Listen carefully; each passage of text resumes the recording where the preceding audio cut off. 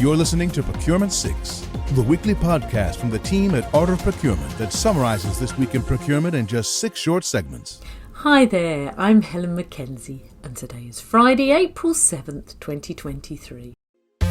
6. What's your biggest challenge this week? Is it getting a stakeholder to engage with you?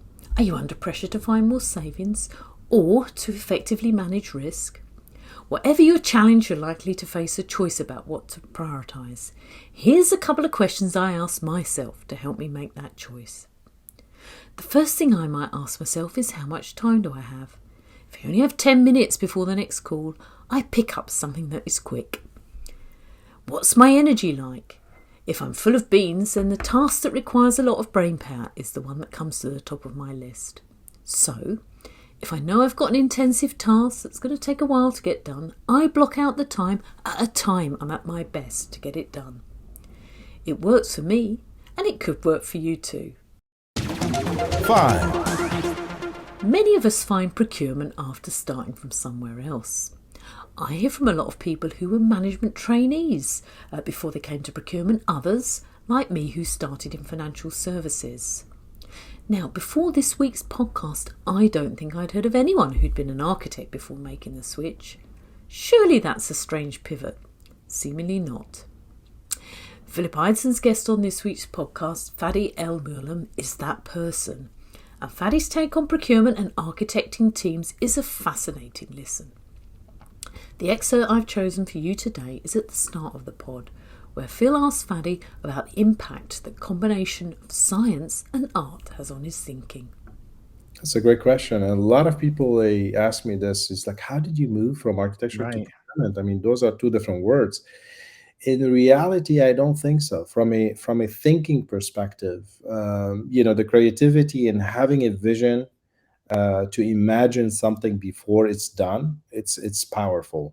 And getting your brain trained in that direction give you that strategic outlook that you can foresee things before they happen in a way that you always have to think strategically. Mm-hmm.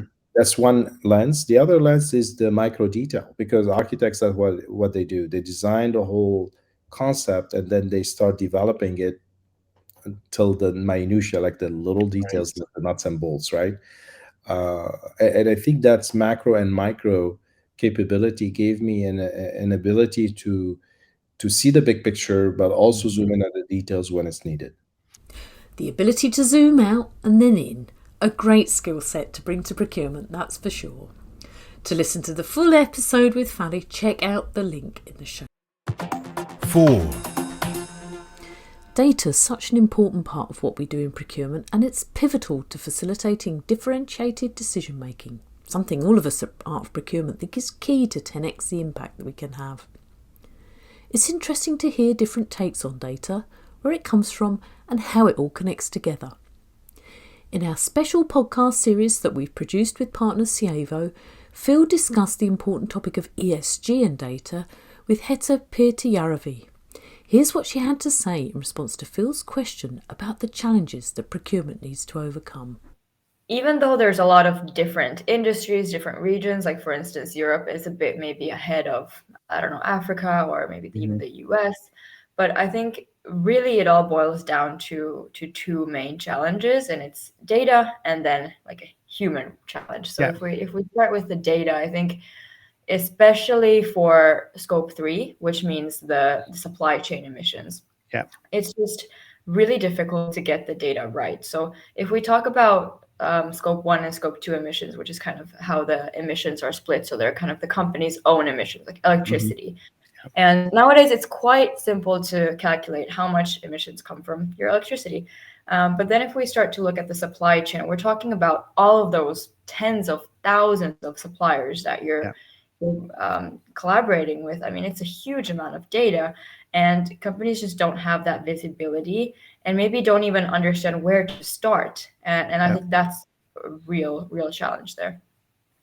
And then I guess the other factor is indeed the human challenge. So even if you may even have some of the data parts right, but then you don't have, for instance, the culture, you don't have enough resources to do anything about it because the top management isn't involved.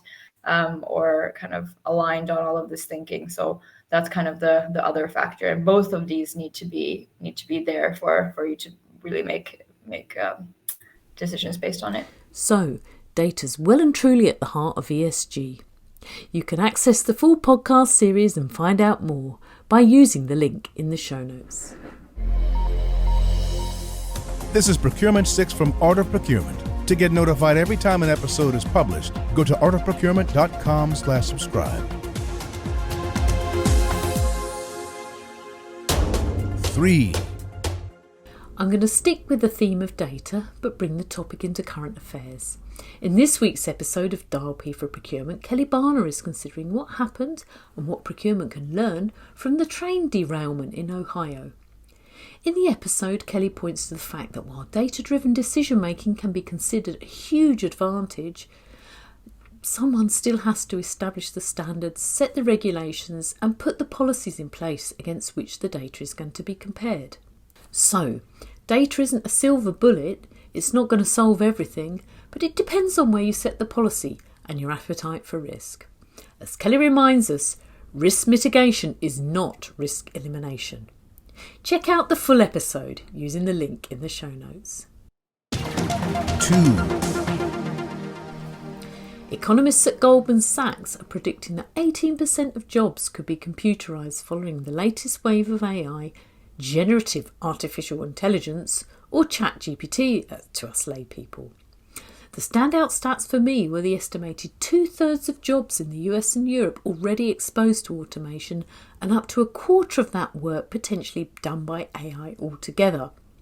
Now, in procurement, we know there's lots of tech solutions that can help us do our jobs, so we need to understand the technology landscape and emerging delivery models, and we need to take a position on how to leverage them. And we need to do that so that procurement remains after the ChatGPT wave hits the shore. 1. It's spring here in the Northern Hemisphere, and at AOP we've got a spring in our step with 3 scheduled AOP webinars over the course of April that are now open for you to register. On Tuesday, April the 11th, we'll be welcoming guests from KPMG and iValua to our Industry Deep Dive webinar covering the topic of prioritising cost reduction and third-party risk management in financial services. On Wednesday, April the 19th, we'll be partnering with Zip to explore procurement strategy in a post-spend under management world. Is there really a world after spend under management? I can't wait for this AOP Live to find out more. And to round out the month, in our AOP Live on Tuesday, April the 25th, Kelly and Phil will be joined by guests from SAP to take us from C-suite priority to procurement strategy, managing risk at scale. You can register for any and all of these events by visiting artofprocurement.com/calendar.